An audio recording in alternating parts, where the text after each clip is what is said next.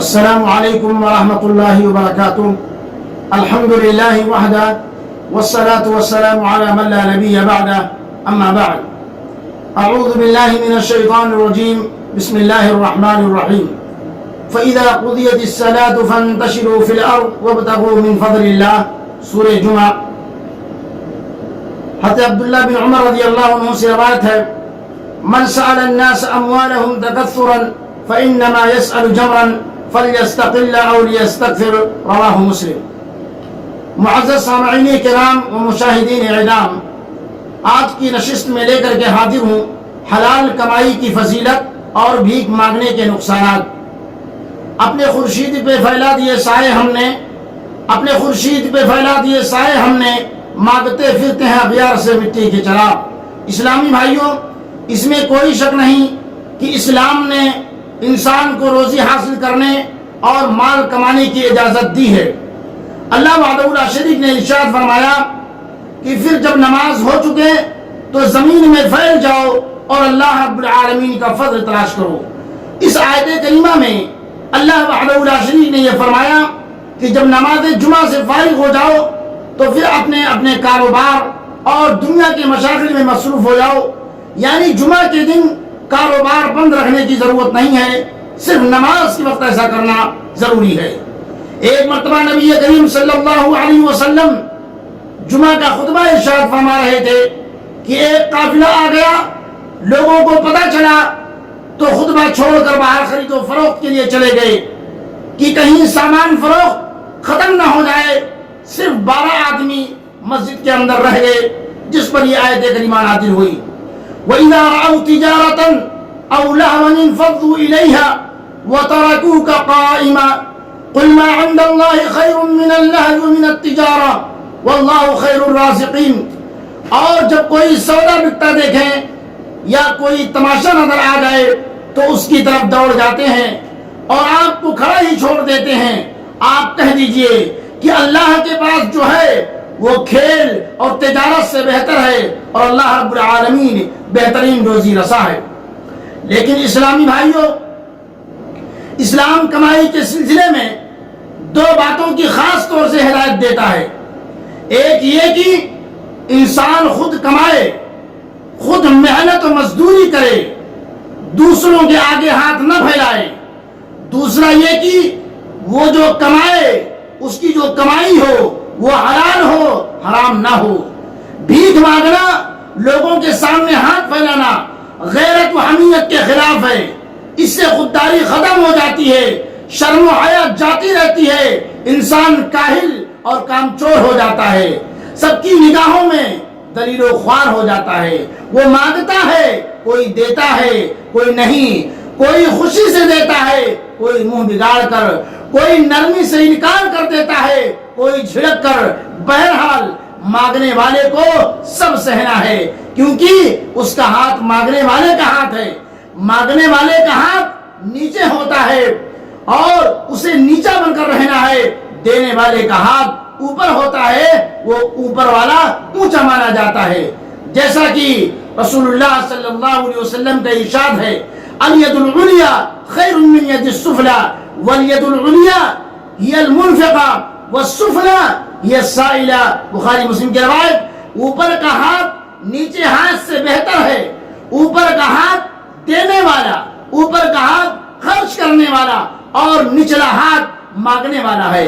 بہت سے لوگ مانگنے کا پیشہ اختیار کر لیتے ہیں، گھر بھرا ہوتا ہے، کسی چیز کی ضرورت نہیں ہوتی ہے، اللہ کا دیا ہوا سب کچھ ہوتا ہے، مگر عادت پڑ گئی ہے بھیک مانگنے کی. جسم توانا ہے، تندرست ہے، ہاتھ میں پاؤں میں قوت و طاقت ہے، اس کے باوجود بھی بھیک مانگنا بند نہ ہوگا. جھوٹے سچے بہانے کر کے، روپ بدل کر کے، خود کو بیمار اور اپاہج ظاہر کر کے مختلف حیلوں اور تدبیروں سے بھیک مانگنے کا سلسلہ جاری رہے گا. خود بھی شامل رہیں گے اور یہاں تک کہ اپنی بیوی اور معصوم ننھے منھے بچوں کو بھی بے غیرت بنا دیں گے. باپ بھیک مانگنے والے یہ کہنے سے بھی نہیں چوکتے کہ ہم کیوں نہ مانگے، یہی ہمارا پیشہ ہے، یہی ہماری روزی ہے، ہم فلاں برادری سے تعلق رکھتے ہیں، اس لیے مانگنا ہمارا پیدائشی حق ہے. میرے بھائیوں، بھیک مانگنے کا تعلق نہ تو کسی ذات سے ہے، نہ تو کسی برادری، کسی خاندان قبیلہ سے ہے، ہرگز نہیں۔ اس کا تعلق ضرورت و حاجت کی بنیاد پر ہے۔ جو بغیر ضرورت مانگے گا وہ مانگ مانگ کر جہنم کی آگ اکٹھا کرے گا، اپنی جھولی اپنی کشکول میں انگارے بھرے گا۔ اللہ کے نبی صلی اللہ علیہ وسلم کا ارشاد ہے، من سأل الناس اموالهم تکثرا فانما يسأل جمرا فليستقل او ليستكثر۔ میرے بھائیو، جس نے لوگوں سے ان کا مال زیادہ جمع کرنے کی نیت سے مانگا وہ آگ کے انگارے مانگ رہا ہے، چاہے وہ کم مانگے چاہے زیادہ مانگے۔ حجۃ الوداع کے موقع پر آپ دیکھیے نبی کریم صلی اللہ علیہ وسلم کی پیاری حدیث۔ حجۃ الوداع کے موقع پر نبی کریم صلی اللہ علیہ وسلم کی خدمت میں دو شخص جو ہے آئے۔ آپ صلی اللہ علیہ وسلم اس وقت صدقہ تقسیم کر رہے تھے۔ آپ صلی اللہ علیہ وسلم نے ایک نظر ان دونوں پر ڈالی، دیکھا توانا ہے، تندرست ہے، کمانے کے لائق ہیں۔ آپ صلی اللہ علیہ وسلم نے ارشاد فرمایا کہ اگر میں چاہوں تو اس میں سے تم دونوں کو بھی دے سکتا ہوں، لیکن سن لو کہ اس میں کسی مالدار اور کمانے کے لائق تندرست آدمی کا، توانا آدمی کا کوئی حصہ نہیں ہے۔ مانگنا ایسے شخص کے لیے جائز ہے جو کنگال ہو، فقیر ہو یا سخت پریشان حال ہو یا کسی کی ضمانت لی ہو، ضمانت کے پیسے ادا کرنے کے انتظام اس کے پاس نہ ہو پا رہا ہو۔ اور جو لوگ ان حالات کے بغیر مانگتے ہیں ان کے منہ پر گوشت کی ایک بوٹی بھی نہ ہوگی، سارا چہرہ زخموں سے بھرا ہوگا۔ دنیا میں انہوں نے لوگوں کے سامنے ہاتھ پھیلا پھیلا کر کے اپنے چہرے کو بے غیرت کیا، منہ کی رونق ختم کی، لہذا میدان حشر میں بھی ان کا چہرہ بے رونق، بدصورت اور کریہ المنظر دکھائی دے گا۔ حدیث میں ہے کہ جو شخص مانگنے اور سوال کرنے سے بچتا ہے اللہ اس کو بچاتا ہے، جو لوگوں کے مال سے بے پرواہی ظاہر کرتا ہے اللہ تعالیٰ اس کو بے پرواہ بنا دیتا ہے۔ اللہ تعالیٰ اس کو صبر عطا کرتا ہے، اور کسی شخص کو صبر سے بہتر اور فراغ عطیہ کوئی نہیں ملا۔ لالچ کے ساتھ مال کو لینا بے برکتی پیدا کرتا ہے، گویا کھاتا جا رہا ہے لیکن پیٹ بھرنے کا نام نہیں لیتا۔ اسی طرح مانگنے کا حدیث، ہاتھ پھیلانے کا عادی شخص خواہ کتنا ہی پا جائے اس کی حرص کبھی ختم نہیں ہوتی، اس کی لالچ کبھی ختم نہیں ہوتی، ہر وقت اور کی طلب رہتی ہے۔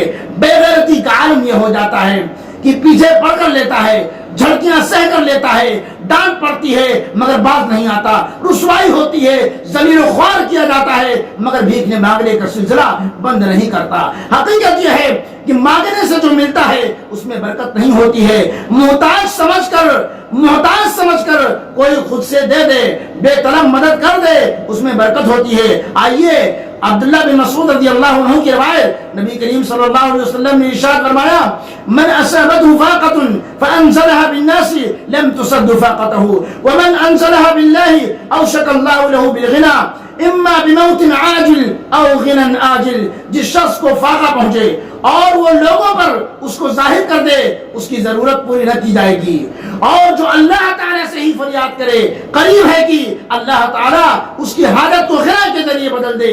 کسی کے جلد مر جانے سے یا بدیر تمنگری سے اس حدیث سے معلوم ہوا کہ لوگوں کے مال سے بے نیازی اور لاپرواہی، لوگوں کے مال سے بے نیاز اور لاپرواہ رہا کرو تاکہ تمہارے اندر غنا کی صفت پیدا ہو اور بھیک مانگنے کی عادت نہ پڑے۔ کسی شاعر نے کیا ہی خوب کہا ہے، وہ شبنم کا سکون ہو یا کہ پروانے کی بے تعبیر، وہ شبنم کا سکون ہو یا کہ پروانے کی بے تعبیر، اگر اڑنے کی دھوم ہوگی تو ہوں گے بال اوپر پیدا۔ ایک مرتبہ رسول اللہ صلی اللہ علیہ وسلم نے ارشاد فرمایا، کون مجھے اس بات کی ضمانت دیتا ہے کہ وہ لوگوں سے کبھی کوئی سوال نہیں کرے گا، میں اس کو جنت کی ضمانت دیتا ہوں۔ حضرت ثوبان کھڑے ہوئے اور عرض کیا، میں ضمانت دیتا ہوں۔ اس کے بعد حضرت ثوبان کا یہ حال تھا کہ کبھی کسی چیز کے بارے میں سوال نہیں کیا۔ حضرت ابو ہریرہ رضی اللہ تعالیٰ عنہ روایت کرتے ہیں کہ مسکین وہ نہیں ہے جو ایک دو لقموں کے لیے در در کی ٹھوکریں کھائے، صدائیں لگائے، حقیقت میں مسکین وہ ہے جو اپنا کام چلانے کے لیے کچھ بھی نہ پائے اور لوگ بھی سمجھ نہ پائیں کہ خود ہی دے دیں، اور اس کی خودداری کا یہ حال ہو کہ لوگوں کے آگے ہاتھ پھیلانے کے لیے کھڑا بھی نہ ہو. یہی مسکین ہے, یہی صدقہ و خیرات کا اصل مستحق ہے. اس کی امداد کرنی چاہیے اور ڈھونڈ کر ایسے لوگوں کو تلاش کر کے ایسے لوگوں کی مدد کرنی چاہیے, کیونکہ ایسے لوگوں کی مدد سراسر اجر و ثواب اور حصول جنت کا ذریعہ ہے. میرے بھائیوں, اسلامی بھائیوں, آپ لوگوں کے سامنے جو باتیں بیان کی گئی ہیں ان سے بخوبی واضح ہو گیا ہے کہ اسلام میں بھیک مانگنا منع ہے. دوسروں کے سامنے ہاتھ پھیلانے کی اجازت نہیں ہے. وہ محنت و مزدوری کر کے کمانے اور کھانے پر زور دیتا ہے. وہ دوسروں کے آگے دستے سوال دراز کرنے کی اجازت بدرجہ مجبوری ہے. پیشہ وارانہ بھیک مانگنے اور خاندانی حق سمجھنے کی قطعاً گنجائش نہیں ہے. عہد رسالت میں ایک واقعہ سے ہماری ان تمام باتوں کی مزید تائید ہوتی ہے. حضرت انس رضی اللہ تعالیٰ عنہ کہتے ہیں, ایک انصاری صحابی حضرت صلی اللہ علیہ وسلم کی خدمت میں آئے اور آپ سے سوال کیا. آپ صلی اللہ علیہ وسلم نے ارشاد فرمایا, تمہارے گھر میں کوئی چیز ہے؟ جواب دیا, ہاں, ایک ٹاٹ ہے جس کے کچھ حصے کو میں بچھاتا ہوں اور کچھ کو میں پہنتا ہوں, کچھ کو میں پہنتا ہوں اور کچھ کو میں اوڑھتا ہوں, اور ایک پیالہ ہے جس میں ہم پانی پیتے ہیں. آپ صلی اللہ علیہ وسلم نے فرمایا, جاؤ ان دونوں چیزوں کو لے آؤ. وہ صحابی گئے اور دونوں چیزیں لے کر آئے. رسول اللہ صلی اللہ علیہ وسلم نے ان کو اپنے ہاتھ میں لیا اور فرمایا, من یشتری ھذین. آپ صلی اللہ علیہ وسلم نے ان دونوں سامان کو لے کر کے فرمایا, من یشتری ھذین, انہیں کون خریدتا ہے؟ ایک شخص نے کہا, میں ان دونوں کو 1 درہم میں خریدتا ہوں. آپ صلی اللہ علیہ وسلم نے فرمایا, من یزید علی درہم, 1 درہم سے زیادہ کون دیتا ہے؟ آپ نے یہ بات 2 یا 3 مرتبہ فرمائی, گویا آپ نیلام فرما رہے تھے. ایک دوسرے آدمی نے کہا, انا آخذہما بدرہمین, میں ان دونوں کو 2 درہم میں خریدتا ہوں. آپ نے بولی اسی پر ختم کر دی. سامان اس آدمی کو دے دیا اور اس سے 2 درہم لے کر انصاری صحابی کو دے دیے اور فرمایا, 1 درہم کا کھانا وغیرہ خرید کر بچوں کو, گھر والوں کو دے دو, اور دوسرے درہم کا تیشا کلاڑی خرید کر جاؤ بازار سے لے آؤ. چنانچہ انہوں نے آپ صلی اللہ علیہ وسلم کی ہدایت پر عمل کیا. رسول اللہ صلی اللہ علیہ وسلم نے اس میں لکڑی کا دستہ اپنے دستے مبارک سے لگایا اور فرمایا, اذهب فاحتطب وبع ولا ارینک 15 یوما, جاؤ لکڑیاں کاٹ کر لاؤ اور بیچو, اور دیکھو 15 دن تک میں تمہیں نہ دیکھوں. 15 روز تک لگاتار محنت کرتے جاؤ. چنانچہ وہ جنگل سے لکڑیاں لا کر فروخت کرتے رہے. جب 15 دن پورے ہوئے تو وہ 10 درہم کما چکے تھے. کچھ کا کپڑا خریدا, کچھ کا کھانا. آپ صلی اللہ علیہ وسلم نے ان کی محنت و مزدوری کی یہ کمائی دیکھ کر فرمایا, ھذا خیر لک من ان تجیء المسألة نکتۃ فی وجہک یوم القیامہ, یہ تمہارے لیے اس بات سے بہتر ہے کہ قیامت کے دن مانگنے کی وجہ سے تمہارے چہرے پر برا نشان ہو. پھر رسول اللہ صلی اللہ علیہ وسلم نے ارشاد فرمایا, سوال کرنا 3 شخصوں کے سوا کسی کے لیے جائز نہیں. ایسا محتاج جس کی بیچارگی نے اسے زمین پر ڈال دیا ہو, ایسا شخص جس کے ذمہ بھاری قرض ہو, جس کے اتارنے کی اسے طاقت نہیں, یا کسی خون والے کے لیے جس کی ادائیگی اس کے لیے سخت مشقت اور تکلیف کا سبب ہو. میرے بھائیوں, کتنے افسوس کا مقام ہے جس دین نے بھیک مانگنے سے سب سے زیادہ منع کیا ہو, محنت سے کمانے کھانے اور کوشش جد و جہد سے روزی حاصل کرنے پر سب سے زیادہ زور دیا ہو. اسی مذہب کے نام لیواؤں میں بھکاریوں کا تناسب سب سے زیادہ ہو. چوراہوں پر, گلی کوچے اور مسجد کی سیڑھیوں اور دروازوں پر بھیک مانگنے والوں کا بھیڑ دکھائی دے, قطار لگی نظر آئے. کسی شاعر نے کیا ہی خوب کہا ہے, اپنے خورشید پہ پھیلا دیے سائے ہم نے, اپنے خورشید پہ پھیلا دیے سائے ہم نے, مانگتے پھرتے ہیں اغیار سے مٹی کا چراغ. میرے بھائیوں, ہمیں ایک نیا سماج بنانے کی ضرورت ہے.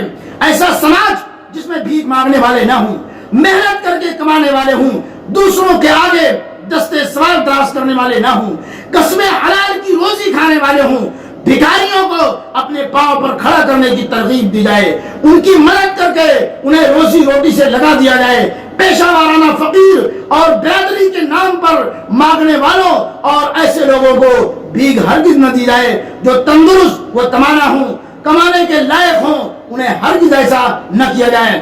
میرے بھائیوں، جو اس طریقے سے بھیک مانگنے کا رواج ہمارے معاشرے اور سماج کے اندر جو پھیلا ہوا ہے، ہمیں نبی کریم صلی اللہ علیہ وسلم کی انصاری صحابی کے واقعے سے ہمیں ایسے مسلمانوں کی مدد کرنی چاہیے کہ 10-5 ہزار روپیہ دے کر کے انہیں مستقل جو ہے کسی چھوٹے موٹے کاروبار سے انہیں لگا دیا جائے، تاکہ وہ خود جو ہے خود کفیل ہو سکے اور دوسروں کے آگے ہاتھ نہ پھیلائے۔ اس طریقے سے ہمیں جو ہے ان کی مدد اور مساعدہ کرنی چاہیے، نہ کہ بلکہ جو ہے یعنی پیشہ وارانہ فقیروں کی طرح جو ہے ہم ان کی تعاون کرتے جائیں، مساعدہ کرتے جائیں اور دن بدن ان کا ہاتھ دوسروں کے سامنے پھیلتا رہے۔ میرے بھائیوں، اس طرح کرنا اسلام کے اندر جائز نہیں ہے۔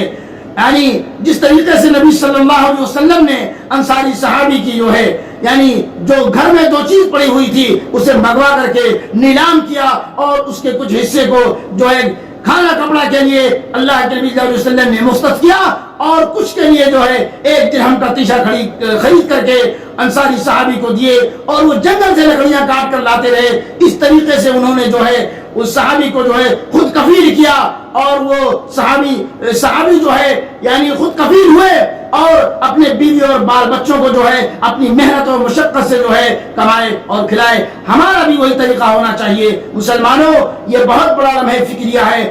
آج مسلمانوں کا تناسب بھیک مانگنے کا تناسب مسلمانوں کے اندر بہت زیادہ ہے۔ اللہ رب العالمین سے دعا کرتا ہوں کہ اللہ رب العالمین ہم تمام مسلمانوں کو حق حلال کی روزی عطا فرما، اور جو لوگ بے روزگار ہیں اللہ تعالیٰ تو انہیں حلال روزی کمانے، محنت اور مشقت کر کے انہیں روزی کمانے کی توفیق عطا فرما، حرام روزی سے بچائے۔ آمین یا رب العالمین۔ ہم تمام مسلمانوں کو اللہ رب العالمین اس کی توفیق عطا فرمائے۔ وآخر دعوانا ان الحمد للہ رب العالمین۔ والسلام علیکم ورحمۃ اللہ وبرکاتہ۔